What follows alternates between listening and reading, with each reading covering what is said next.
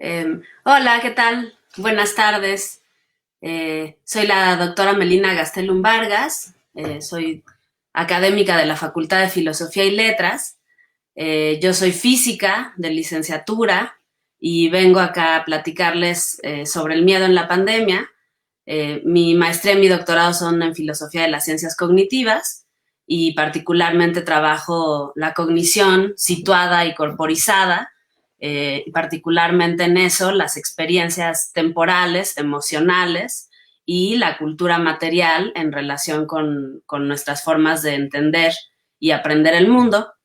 Entonces, de ahí que venga yo a platicarles un poco del miedo desde una visión filosófica y aterrizado a cómo vivimos el miedo en estos meses que hemos estado en la pandemia.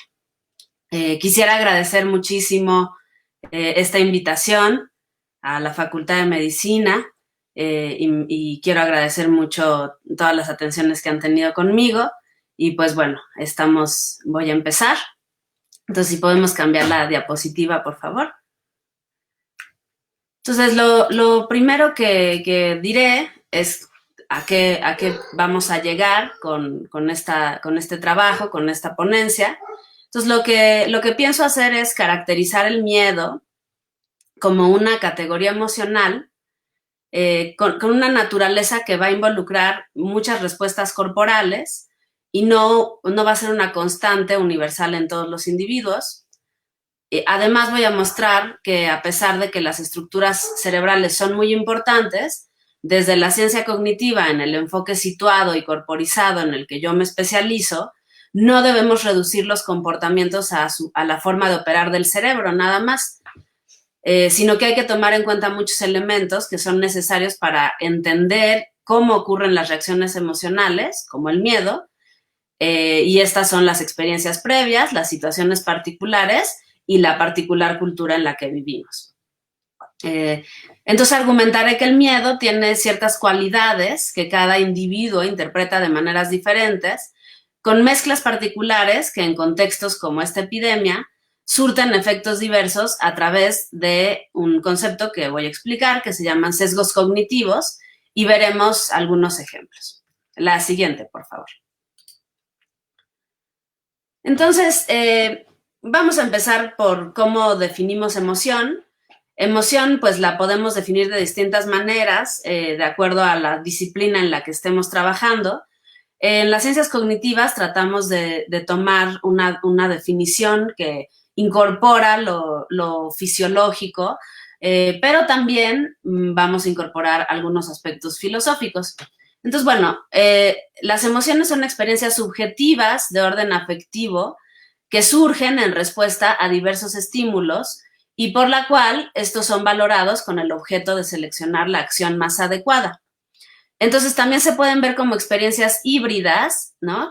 Que incluyen lo sensorial, lo perceptivo, lo cognoscitivo, lo intencional, de movimiento y agitación de nuestro ánimo, que es el sistema afectivo, y van a ser similar a las sensaciones, porque tienen una cualidad, es decir, una particularidad, una intensidad y una tonalidad. La percepción, además, está ahí porque tiene usualmente un objeto o un estímulo reconocible, es decir, puedo decir que es intencionalmente acerca de algo que está en el mundo, o en mi imaginación, que también va a poder ser. También va a tener un elemento que es el juicio, ya que constituye una valoración que va a tener que ver con lo apetitivo o lo potencialmente verbal, y una intención porque involucra actitudes, motivaciones, deseos e impulsos. Entonces cambiamos, por favor. Otra definición de emociones son que son sistemas de respuesta que coordinan las tendencias del organismo para la acción, la actividad fisiológica y los estados afectivos del sujeto, mientras que dirigen la atención a características relevantes del medio. La siguiente, por favor. Esta va a ser muy importante porque cuando nosotros entendemos la emoción como parte de nuestra cognición, es a través de las cuales nosotros nos vamos a poder mover o nos vamos a poder reaccionar.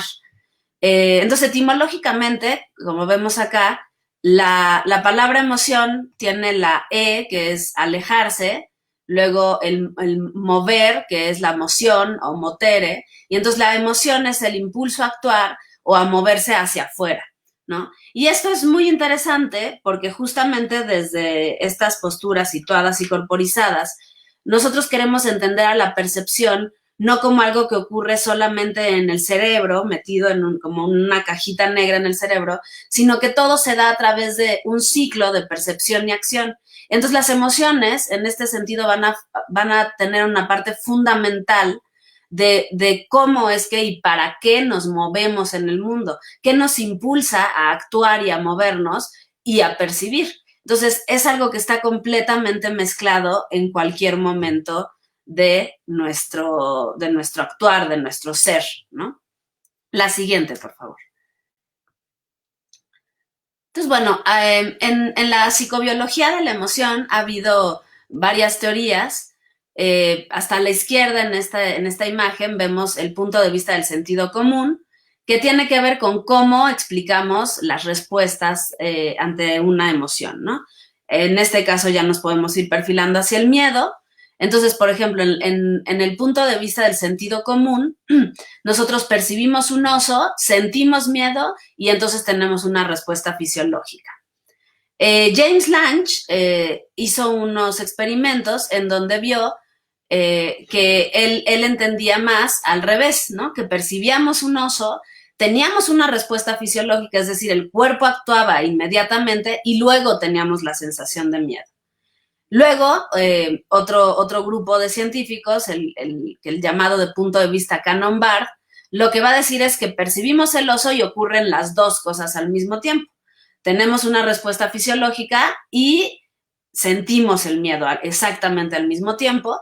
Y el punto de vista psicobiológico actual es, como les mencionaba, todo un ciclo que se cierra y que se influencia entre todos ellos, que es que percibimos, sentimos y respondemos fisiológicamente al mismo tiempo en un ciclo continuo.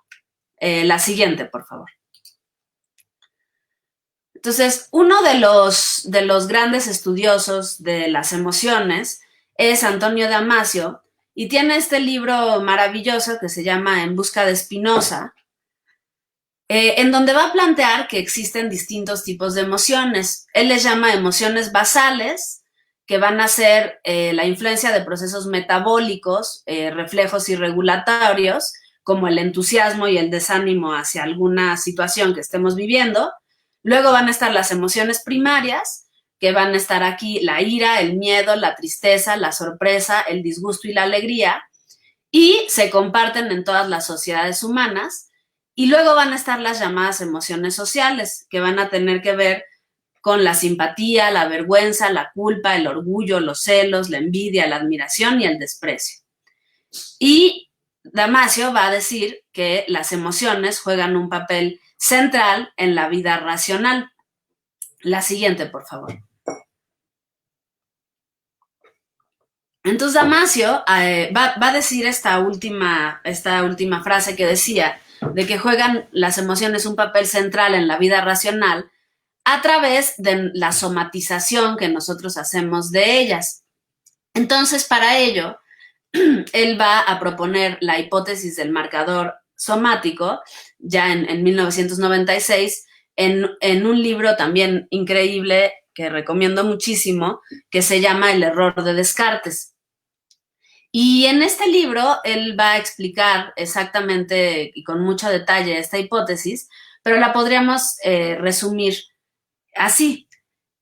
Una decisión va a producir en nosotros una reacción emocional subjetiva y somática que se va a traducir en reacciones musculares, neuroendocrinas o neurofisiológicas, electrofisiológicas, como el ritmo cardíaco, la sensación de dolor, calor, etc.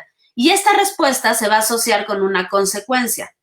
Entonces, ¿no? Si, por ejemplo, intentamos nosotros de pequeños trepar un árbol y nos caímos y nos rasguñamos, eso va a quedar de alguna manera marcado somáticamente, es decir, nos va a quedar un recuerdo corporal de el dolor, el temor, la frustración, ¿no? Todas estas emociones que nosotros vamos acumulando con cada experiencia, y hay unas que se van a quedar mucho más grabadas que otras, de manera que cuando volvamos a tener una experiencia similar, va a permitir esa huella, digamos, que tenemos guardada, va a permitir una evaluación muy rápida de una situación similar, basada en esa información sensorial elemental.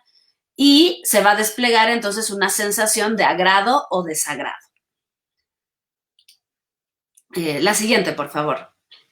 Entonces, los marcadores somáticos nos van a proporcionar señales inconscientes, ¿no? No es que nosotros estemos todo el tiempo atentos de que estas señales existen, pero lo que es muy interesante es que todo el tiempo contribuyen a la toma de decisiones que hacemos, incluso sin que sepamos explicar la razón de las estrategias, ¿no? Nos pasa con algunos elementos que encontramos en el entorno y nos causan una sensación, un marcador justamente, que nosotros no explicamos, pero nos hacen, por ejemplo, alejarnos, ¿no? Sentir un miedo. Entonces, la toma de decisiones es asistida por todos estos procesos emocionales y las señales provenientes de nuestro cuerpo. Y en estas señales, pues están involucradas varias partes del cuerpo, ¿no? La amígdala, la ínsula, la corteza somatosensorial, los ganglios basales y, bueno, y todo el sistema nervioso periférico. La siguiente, por favor. Entonces, bueno, haciendo una analogía y recordando este maravilloso cuento de la amígdala de Juan José Arreola, el terror y el horror son algunos de los síntomas que podemos tener cuando el miedo se presenta. En el personaje de Juan José Arreola, el horror se enlaza a la confrontación y terror, a la confrontación del hecho que está ahí, la amígdala, la araña, y el terror a la contemplación y a la expectación de que algo que no sabemos si está realmente ahí va a ocurrir o no, ¿no? Como que nos brinque la araña. Entonces, esto se vuelve muy interesante cuando lo empezamos a llevar hacia algo como lo que estamos viviendo actualmente en la pandemia, porque, como vemos, va a haber muchos síntomas que se van a poder presentar a través del miedo o como consecuencia del miedo que sentimos, y en nuestra imaginación y en el mundo que nos rodea hay elementos que se van a mezclar para que nosotros podamos tener reacciones como huir o paralizarnos o enfrentar, ¿no? Entonces veremos a continuación cómo ocurre particularmente esta emoción. La siguiente, por favor. Entonces solemos pensar que el miedo es algo que nos debemos quitar, pero es muy interesante que el miedo es algo que necesitamos para hacer las cosas, para movernos justamente. Y solemos pensar que nosotros necesitamos luchar contra el miedo para hacer ciertas cosas. Y de cierta manera es cierto. Tenemos que localizar la cosa que nos está provocando esta reacción emocional corporal para poder enfrentarlo, ¿no? Entonces, un ejemplo es aquí en esta foto cuando nos intentamos tirar un clavado. Digo, yo nunca lo he hecho de un lugar tan alto como en la foto, pero de algún lugar alto que nos causa una sensación, pues eso, de miedo, de huir, de no hacerlo para preservarnos. Y solemos decir, bueno, pensar por qué me está causando ese miedo, y entonces solemos o decidir que el miedo es más fuerte para hacer lo que queremos hacer o lo enfrentamos, ¿no? Pero es interesante ver que es importante que ocurra el miedo para que nosotros podamos dar una evaluación de la situación particular. Entonces el miedo no es algo que se quita, ¿no? O sea, el miedo es algo que no podemos retirar de nuestra forma de comportarnos. De hecho, biológicamente y evolutivamente, digamos, estamos hechos sintiendo miedo y nuestra cognición funciona porque sentimos emociones, porque tenemos emociones. Entonces, es parte de lo que nos permite movernos en el mundo y lo que nos permite reaccionar y actuar de ciertas maneras en momentos cruciales de nuestra vida. Entonces, es algo que efectivamente cambia la cualidad de las cosas que vivimos a nuestro alrededor y que nos permite reaccionar o no en momentos específicos.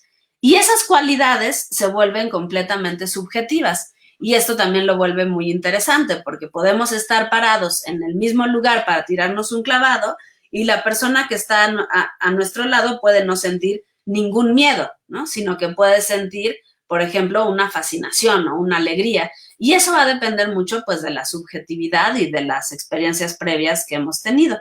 La siguiente, por favor.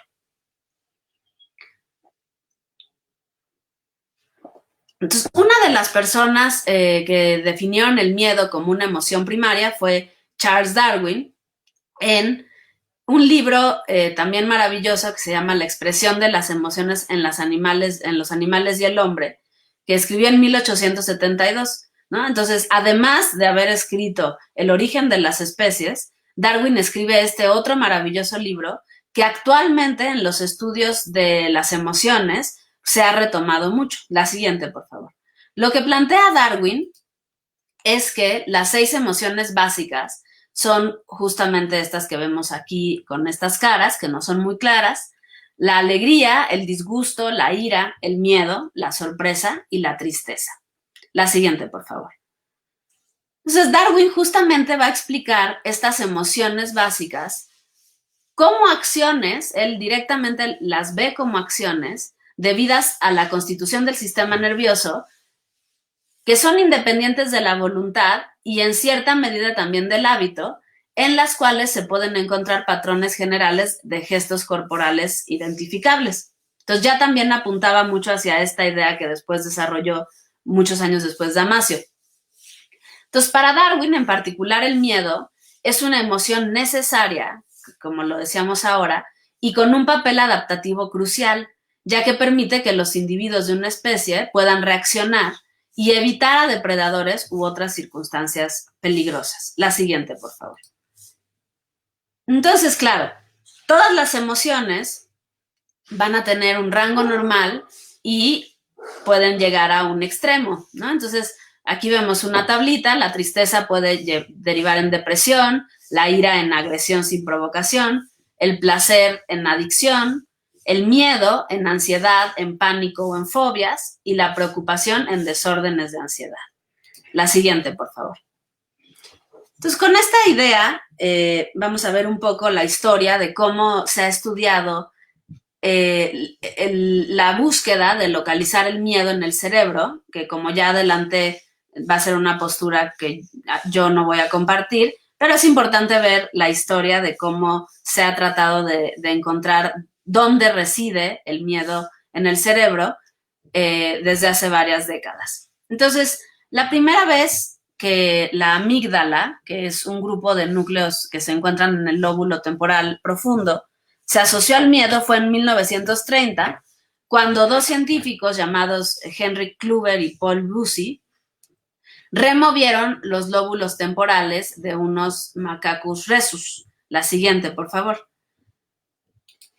Es importante decir que en ese momento de la historia, ¿no? En 1930, la ética acerca de los experimentos estaba en un lugar muy diferente del que estaba ahora, los valores eran muy distintos, y entonces este tipo de experimentos pues se permitían hacer, ¿no? Se les rebanaba el lóbulo temporal. Hoy nos puede sonar un poco fuerte, pero pues en ese momento se hacía, y lo que ellos descubrieron, que sin duda es interesante, es que sin la amígdala, estos primates se aproximaban a los objetos, en este caso que vemos acá, una serpiente, sin ningún tipo de reacción corporal, como lo hacían los macacos a los que no se les había removido nada. Entonces, Kluver y Bucy atribuyen este comportamiento a la ausencia del miedo causada directamente por la falta de la amígdala, y lo llaman ceguera psíquica. La siguiente, por favor.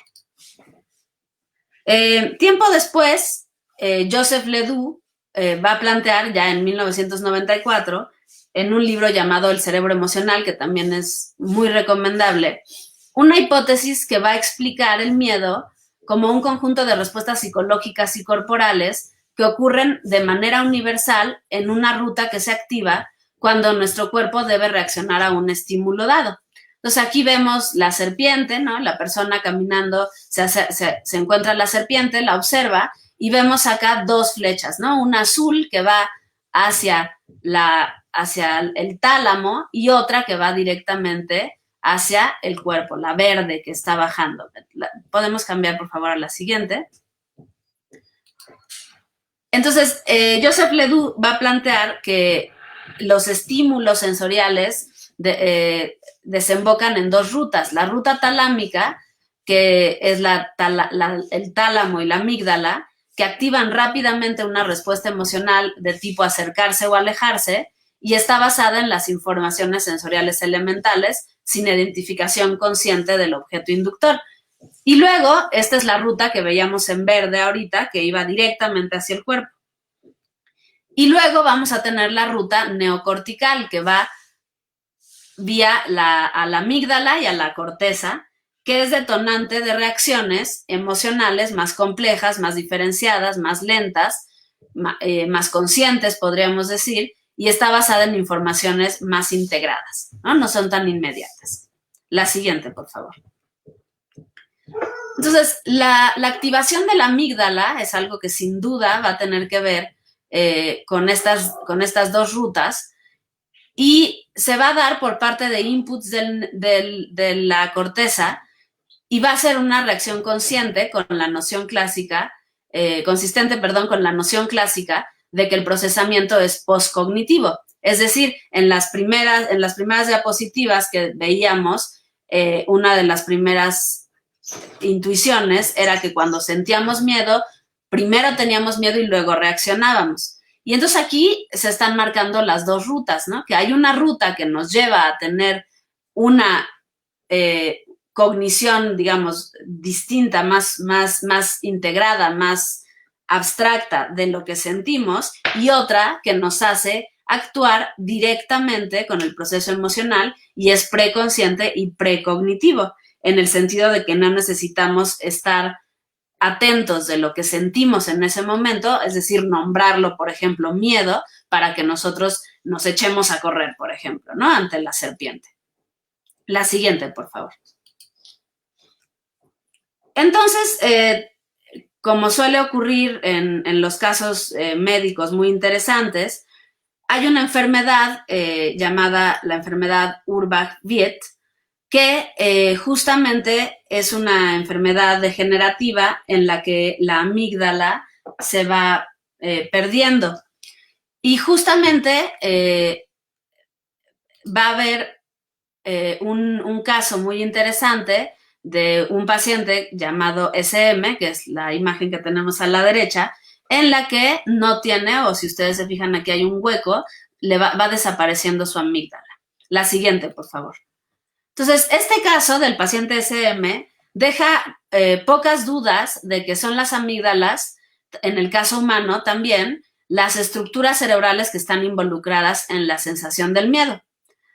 Sin embargo, fue muy interesante que después de que hicieron muchos estudios con este paciente, SM, empezaron a ver que había cierto tipo de situaciones en el entorno que sí provocaban que sintiera miedo. Si bien no las típicas, es decir, acercarte una serpiente o ponerte imágenes de cosas pues que te den mucho miedo, empezaron a ver que había circunstancias en las que sí este paciente sentía miedo. Algunas de ellas tenían que ver con cómo el entorno, por ejemplo, se privaba de oxígeno. Entonces, la metían en una cámara en donde iban privando de oxígeno, y entonces la paciente empezó a sentir pánico y terror. Entonces, este descubrimiento empieza a alertar a los estudiosos del miedo en ver que si bien, y repito, las amígdalas son cruciales para las sensaciones del miedo en nuestro sistema nervioso, hay muchas otras cosas que van a jugar un papel central. Entonces, estas posturas que nada más apuntan a la amígdala se consideran muy cerebrocentristas ahora, justo porque no toman en cuenta que hay otros elementos que son muy necesarios para que podamos sentir miedo. Y justo los estudios más recientes van a demostrar que el miedo no es una cadena incontrolable de reacciones, aunque se sientan así, y van a aparecer de manera diferenciada con elementos que no solamente van a tener que ver con la amígdala y con las reacciones que tenemos de ellas. Siguiente, por favor. Entonces, un libro que también recomiendo muchísimo es este de Lisa Feldman Barrett, que se llama How Emotions Are Made. Y lo que va a decir en este libro, esta autora, es que las emociones justamente son la mejor manera de adivinar cómo nos debemos sentir en un momento dado y se van a atribuir a cómo nuestro sistema cuerpo-cerebro lo que busca todo el tiempo y constantemente es mantenernos vivos y saludables. Entonces, justamente lo que ella va a mostrar por medio de varios experimentos es que las emociones no están alambradas en el cerebro y listas para ocurrir, sino que se van a producir a libre demanda. Entonces, como resultado, nosotros podemos tener mucho más control del miedo de lo que nosotros creemos, ¿no? Y que eso, ahora que lo aterricemos a cómo nos sentimos con miedo en la pandemia, pues va a ser muy importante. La siguiente, por favor.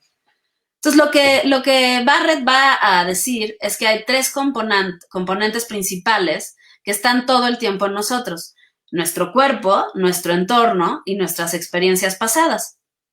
Entonces, estos tres elementos van a ser cruciales para entender exactamente cómo es que nosotros percibimos, actuamos y sentimos el miedo. Entonces, el cuerpo va a sentir todas las sensaciones que nos ocurren, como los latidos cardíacos, la temperatura, cualquier dolor o sensación estomacal, etcétera, y le va a dar al cerebro esta información de lo que nos está ocurriendo por medio de las vías talamocorticales que ya estudiamos con Joseph Ledoux, y nos va entonces a informar de lo que debemos hacer. La siguiente, por favor. Pero viene el segundo ingrediente que también va a ser crucial y justo para este tipo de cognición que estudiamos situada y corporizada, va a ser muy importante y es importante hacer un punto aquí, un paréntesis, en que el entorno justamente se va a referir a todas las sensaciones que provienen del mundo. Es decir, todo lo que vemos, oímos, olemos, probamos, saboreamos y tocamos, en un momento va a influir en lo que nuestro cuerpo se dispone a hacer.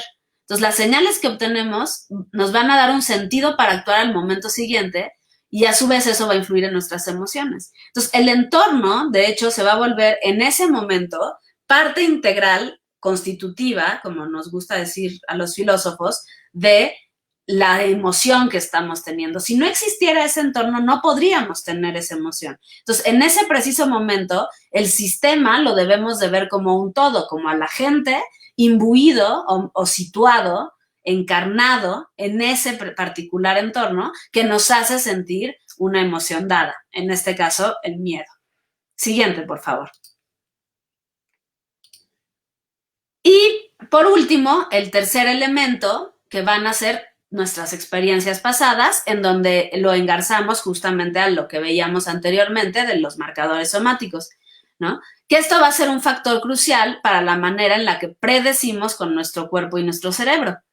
Entonces, las experiencias pasadas nos refieren a nuestras emociones pasadas, ¿no? Entonces, de modo que si nos picó una abeja en el pasado, la siguiente vez que veamos una, todas esas sensaciones de la picadura y cómo nos comportamos nos va a influenciar a cómo nos estamos comportando en el momento actual, con miedo, de manera que trataremos de alejarnos de ella, aunque en realidad nada nos asegura que nos volverá a picar la abeja. Lo mismo ocurre con trepar el árbol que decíamos hace rato, ¿no? Nosotros tenemos un marcador somático que nos da esta experiencia pasada, pero nada nos dice que al tratar de treparlo ahora sentiremos o experimentaremos lo mismo. La siguiente, por favor. Entonces, lo que nos va a dar esto, que es muy importante, es que el sistema entero, cuerpo, cerebro, ambiente, establece de una situación un parecido con las experiencias previas y va a reaccionar como lo hicimos en aquel momento. Y esto va a ocurrir con todo, ¿no? Desde una picadura de un animal hasta miedos más complejos, como la pérdida de un ser querido o la visita a un lugar particular, que además se va a mezclar con otro tipo de emociones, ¿no? Como la tristeza o como la alegría o como la frustración, que es lo que nos está ocurriendo mucho actualmente. La siguiente, por favor. Entonces, dentro de esta visión de ver a las emociones dentro de las visiones corporizadas de la cognición, también no quería dejar de mencionar a Jesse Prince, que también va a ver a las emociones como percepciones simples de cambios corporales y van a estar calibradas para asuntos de interés. Y justo él va a plantear que las emociones se calibran por archivos de incitación innatos cuyos contenidos se van definiendo culturalmente. Es decir, esta idea de que nuestro cuerpo está listo para reaccionar, pero culturalmente vamos moldeando la manera en la que esos patrones corporales dan respuesta. Entonces, toda emoción va a aportar la huella de lo innato, de lo biológico que traemos genéticamente y lo que vamos adquiriendo en nuestra vida a través de nuestras experiencias pasadas. Entonces, ambos enfoques que estoy planteando ahorita, el de Barrett y el de Jesse Prince, son bastante compatibles. Y bueno, este librito de cuáles son las emociones básicas, que está editado por Cuadernos de Crítica de la UNAM, también es muy recomendable. La siguiente, por favor. Entonces, bueno, cerrando esta primera parte, para dejar claro estas posturas corporizadas situadas, nos van a mostrar que a pesar de que las estructuras cerebrales son muy importantes, desde la ciencia cognitiva no debemos reducir los comportamientos a su forma de operar, ya que hay muchos elementos necesarios también para que ocurran reacciones emocionales como el miedo. Entonces, como ya vimos, estos elementos son las experiencias previas, las situaciones particulares y la cultura misma. Y esto va a hacer entonces que el miedo y todas las emociones tengan cualidades que cada individuo va a interpretar de maneras diferentes, con mezclas particulares de los elementos que ya mencionamos. La siguiente, por favor. Entonces, bueno, una vez planteado desde dónde entendemos el miedo, podemos empezar a hablar de la pandemia, ¿no? De este año que estamos ya casi medio año viviéndola, encerrados al menos. Y entonces unas preguntas que nos podríamos empezar a hacer es justamente ya viendo los elementos que conjugan para que nosotros sintamos el miedo, nos podemos preguntar cómo está el cuerpo, el entorno y las experiencias previas de cada uno de nosotros, ¿no? Surge también la pregunta, ¿hay miedos normales? ¿Hay miedos imaginarios? ¿Nos tenemos que adaptar al miedo? ¿No? La siguiente, por favor. Entonces, bueno, una de las versiones del miedo o de la sintomatología del miedo es la ansiedad, que va a corresponder justo no a un riesgo presente, sino a una emoción que está orientada al futuro. Entonces, algo que nos puede ocurrir mucho es que el sistema emocional es un sistema complejo que detecta de forma anticipada y quiere prevenir acontecimientos que se perciben como potencialmente negativos. Entonces, la ansiedad justamente es un resultado, una respuesta que puede llegar a ser muy útil porque nos pone listos para reaccionar ante cualquier eventualidad y nos ayuda a la supervivencia, aunque cuando se lleva al límite, pues puede ser muy peligrosa. La siguiente, por favor. Entonces, aquí viene justamente un concepto que ha sido muy interesante de estudiar, que se llaman los sesgos cognitivos.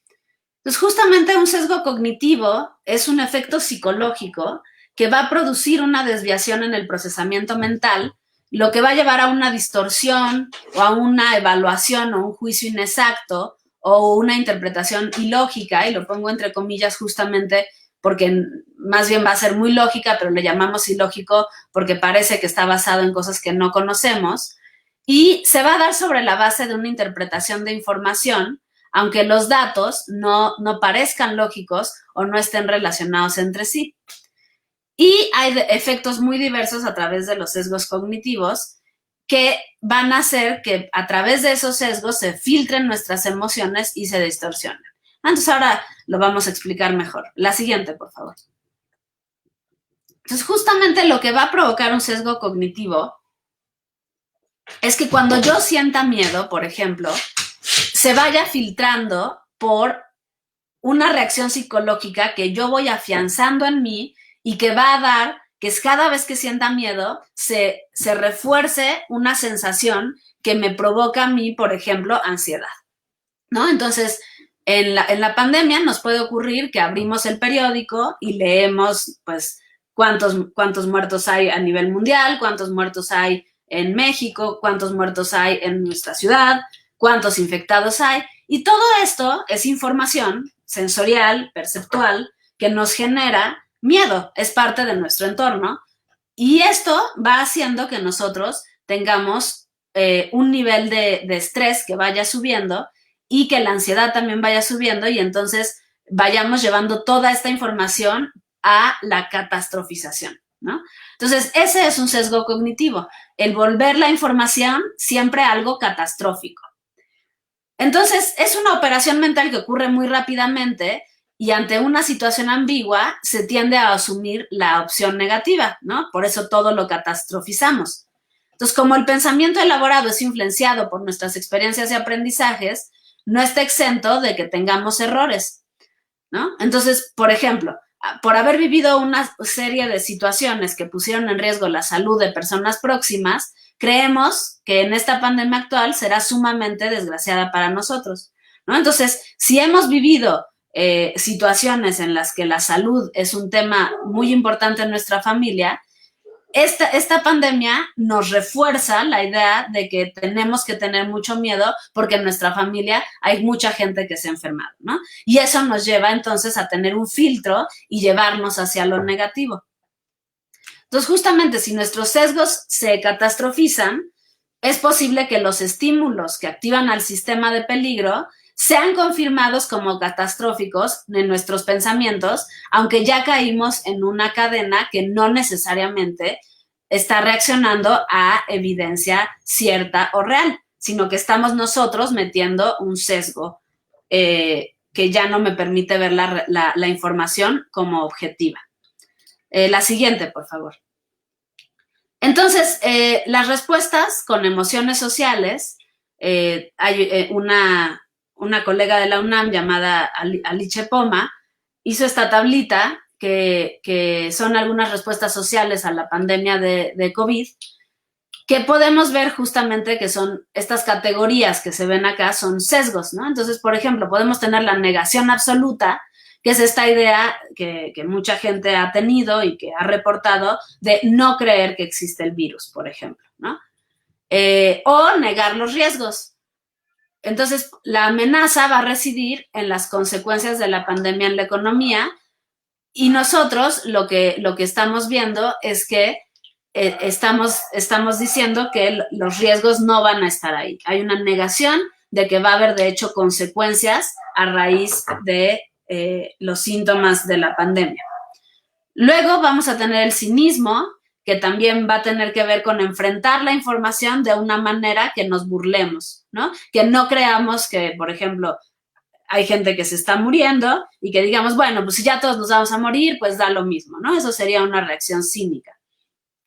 Luego hay la aceptación de los riesgos, que es decir, bueno, yo acepto y entonces eso lo puedo llevar a la siguiente, que es el pánico o a lo obsesivo compulsivo, de volverme completamente obseso, de limpiar todo, de entrar en pánico, de no acercarme a nadie, de estar completamente apanicado, ¿no?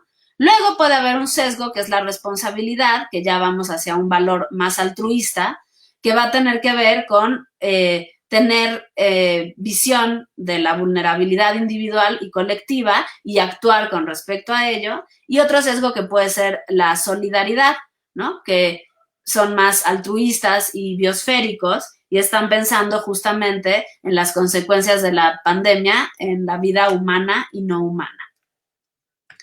La siguiente, por favor. Entonces, bueno, hablando de uno de estos sesgos como la catastrofización y el pánico, podemos ver que la sobreinformación puede aumentar la sensación del riesgo y por ende de miedo y de ansiedad. Entonces, la sumatoria de estímulos no acrecenta el riesgo real, pero sí la sensación de amenaza y entonces juzgamos que es más probable que nos ocurra, ¿no? Entonces, el miedo que sentiríamos normalmente al ir incrementando la información negativa que recibimos nos hace tener mucha ansiedad e incluso llegar al pánico. Entonces, la ansiedad nos va a llevar a tomar medidas de seguridad que nos pueden aliviar transitoriamente, lo que también se denomina como sesgo, la ilusión del control, pero que en realidad lo que hacen es que la ansiedad aparezca de nuevo y con mayor intensidad. La siguiente, por favor. Entonces, estas conductas pues se pueden extender en el tiempo para garantizar la seguridad y continuarán hasta que la percepción del riesgo disminuya. Entonces, lo que podemos ver es que la actuación de los sesgos ante las noticias sobre la pandemia mantienen intactos los mecanismos que ya explicamos del miedo y los hábitos que se desarrollan para reducirlo, que muchas veces, paradójicamente, lo que hacen es aumentar el miedo. La siguiente, por favor. Entonces, esto puede provocar que se generalice y la percepción de inseguridad esté ahí, haciéndonos sentir cada vez más vulnerables. Y en el sentido contrario, si los sesgos se minimizan el peligro, podrían hacernos sentir demasiado confiados, ¿no? Entonces, por ejemplo, no registrar como importantes recomendaciones de la autoridad sanitaria e incumplirlas, pues nos puede hacer correr peligro con un sesgo de minimizar el peligro o incluso de negarlo. Entonces, bueno, lo que podemos ver es que los sesgos pueden ser responsables de cómo sobrellevamos nuestros mecanismos naturales, como las emociones, para la supervivencia. Y a la vez pueden no adaptarse a situaciones nuevas y llevarnos a desarrollar malos hábitos de cuidado y seguridad, como la catastrofización o la minimización. La siguiente, por favor. Entonces, bueno, ante esto, ¿cómo actuar?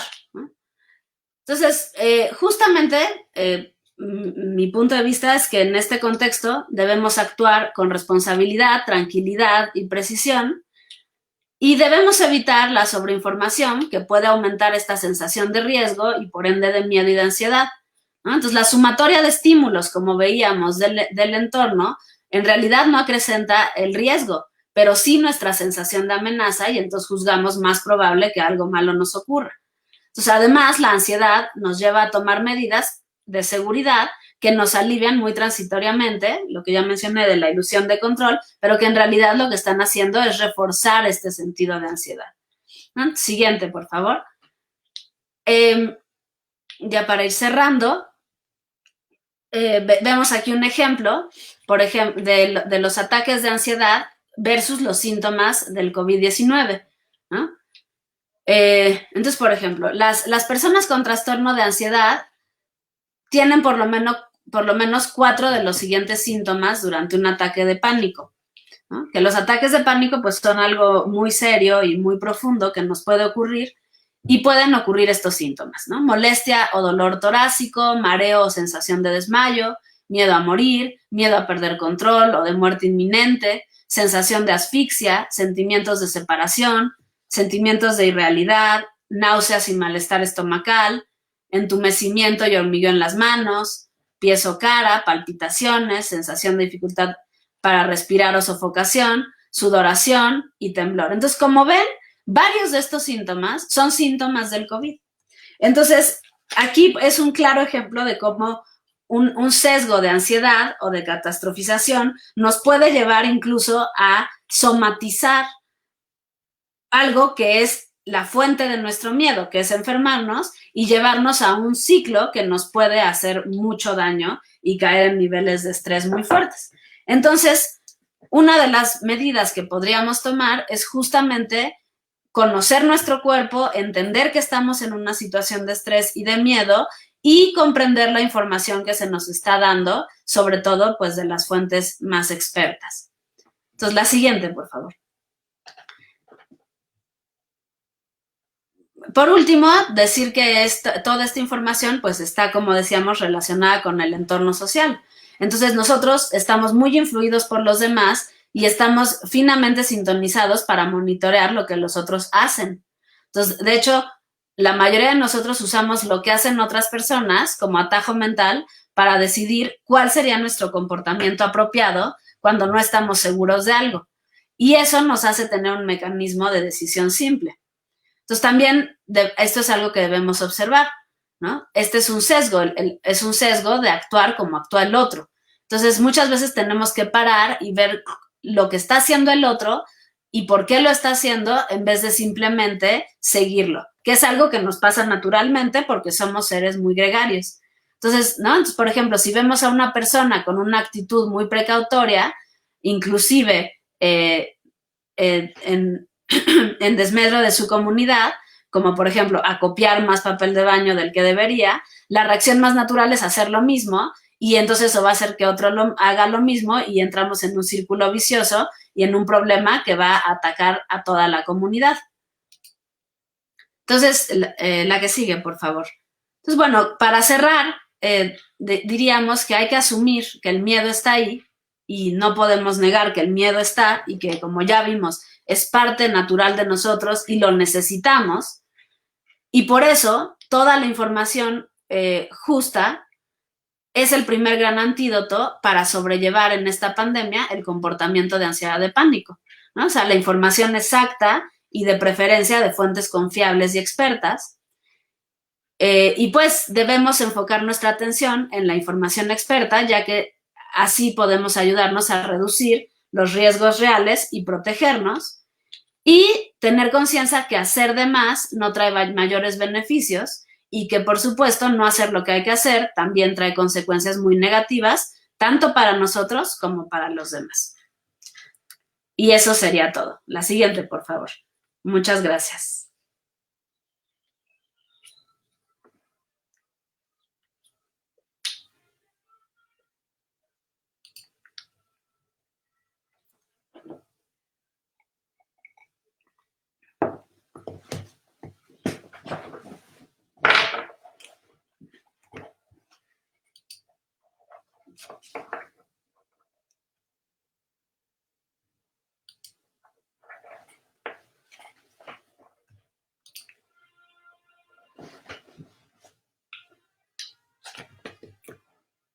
Muchas gracias.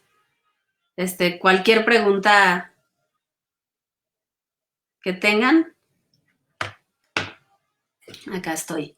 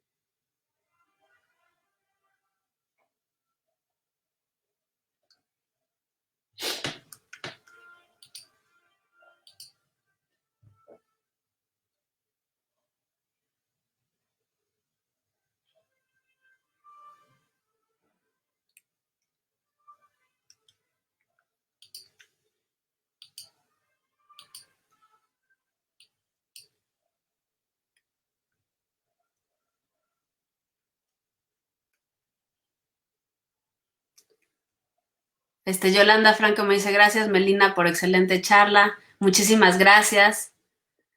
Eva Rico pregunta, ¿alguna técnica para disminuir la ansiedad? Bueno, yo no soy terapeuta ni experta, sin embargo, sí he hecho meditación y me parece que justamente hay asociaciones como Atentamente que tienen programas muy buenos para localizar nuestras emociones y entenderlas, ¿no? Justamente no es negarlas, sino comprenderlas, aceptarlas y hay técnicas que ellos recomiendan mucho, digo, por nombrar alguna, pero hay muchas grupos que promueven la meditación o la respiración simplemente, la calma para aliviar la ansiedad. Carl Camargo me pregunta, ¿qué hacer ante ataques o síntomas de miedo? Pues bueno, yo pienso que entender cómo funciona, que es lo que ahora intenté explicar, ya es una buena herramienta para entender qué nos está pasando y no sentir que es algo que nos está perjudicando, sino que es algo que nos está llamando la atención para que reaccionemos. Y entonces, una vez con la conciencia de eso, pues eso, hay varias técnicas que podemos usar, como la respiración,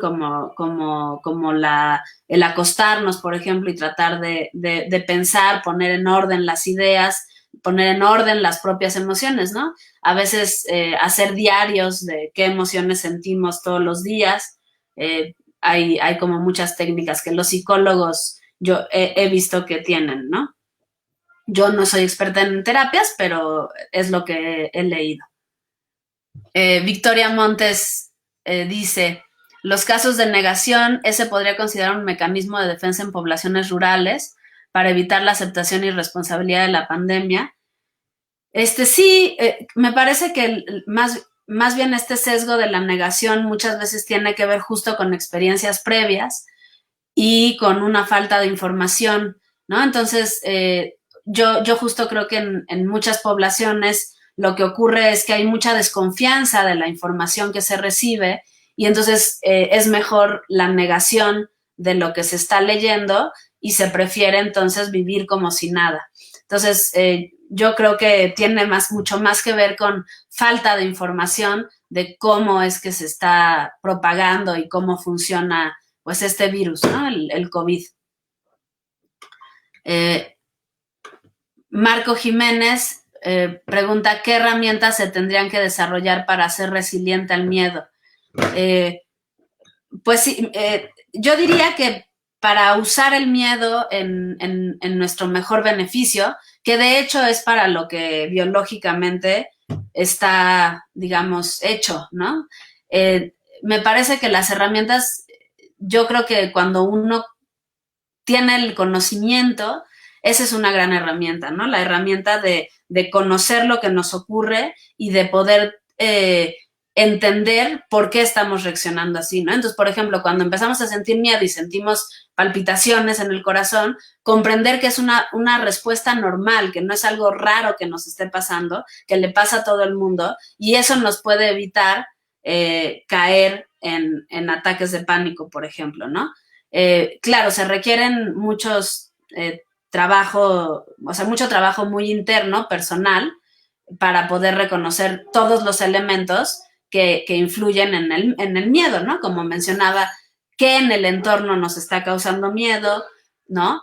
Qué en nuestro cuerpo nos está causando miedo y qué experiencias previas tenemos que nos hacen reaccionar de una manera o de otra.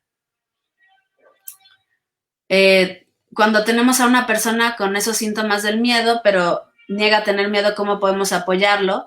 Bueno, a mí me parece que siempre la comunicación es una gran herramienta y justamente a lo mejor si no es muy fácil hablar con una persona, a veces el escribir, ¿no? Cómo nos sentimos puede catapultar el que empiece alguien a reconocer que tiene una emoción o no. Todos sentimos miedo, ¿no? De hecho, sería antinatural no sentir un miedo. Entonces, también entenderlo desde ese punto de vista, ¿no? Que todos sentimos miedo a distintas cosas y pues una de los miedos más naturales es el miedo a la muerte, que por ejemplo el COVID es algo que nos pone como muy de frente, el sentir que la muerte está alrededor y que nos podría ocurrir.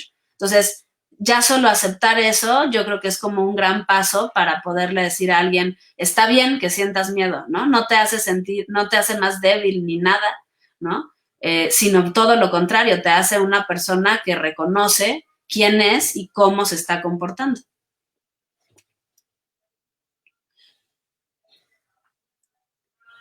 ¿Cómo podemos trabajar con los niños ahora que ellos regresan a clase?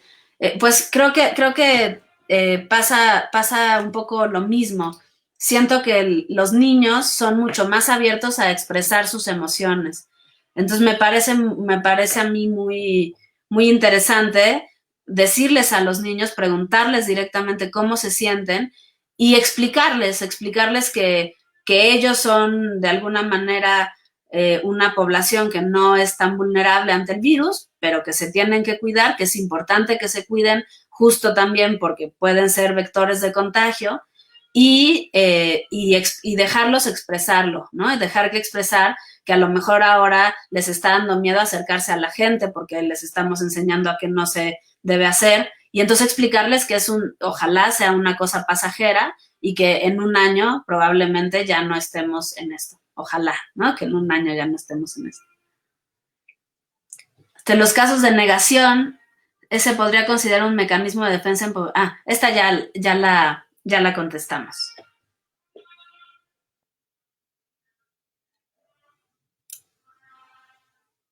Muchísimas gracias.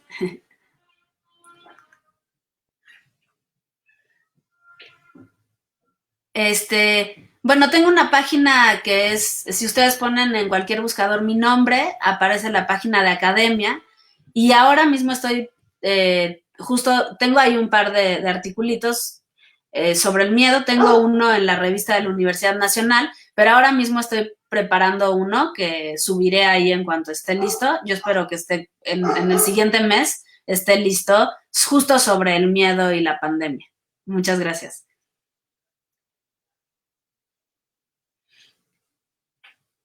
Uy, qué buena pregunta. ¿Cuál sería una solución hacia el miedo irracional de ciertos grupos sociales, el genocidio en los hospitales? Sí, estoy de acuerdo, es una situación muy preocupante y que ya que en muchas poblaciones no se lleva a los hospitales por estos motivos.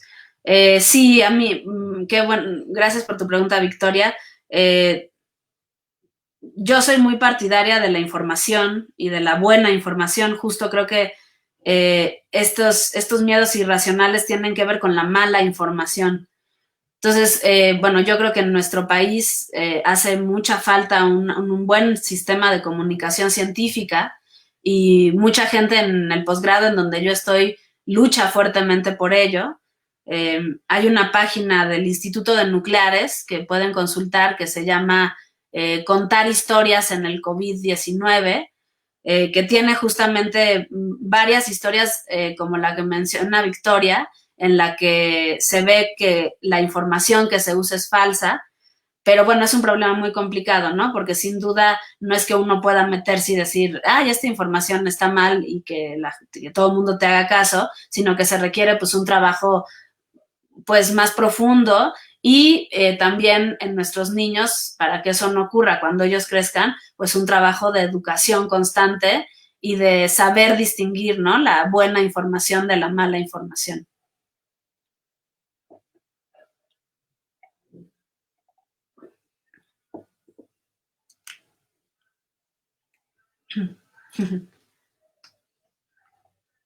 De nada. Con mucho gusto.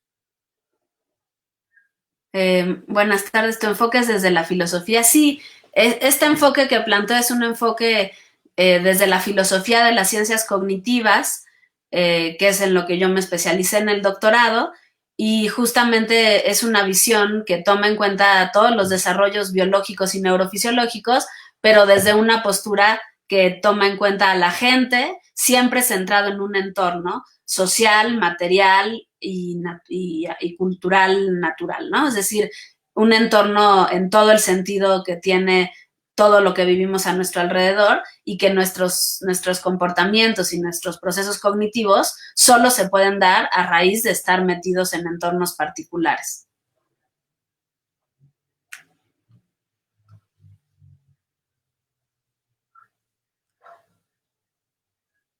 Muchas gracias, Evangelina. Qué bueno que les haya gustado.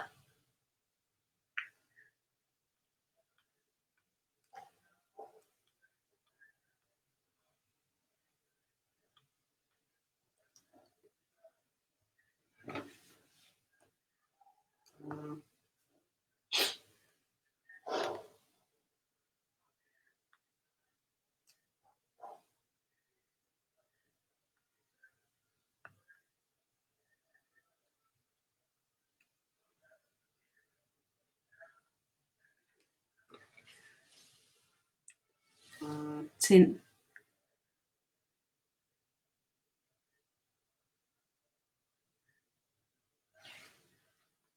Muchas gracias por todos sus comentarios. Es un placer para mí que me den su atención un ratito. Les agradezco yo muchísimo eh, esta, esta charla y la posibilidad de comunicarnos. También quiero agradecer mucho a Samantha por todas sus atenciones en el enlace de esta charla y claro, y a la Facultad de Medicina.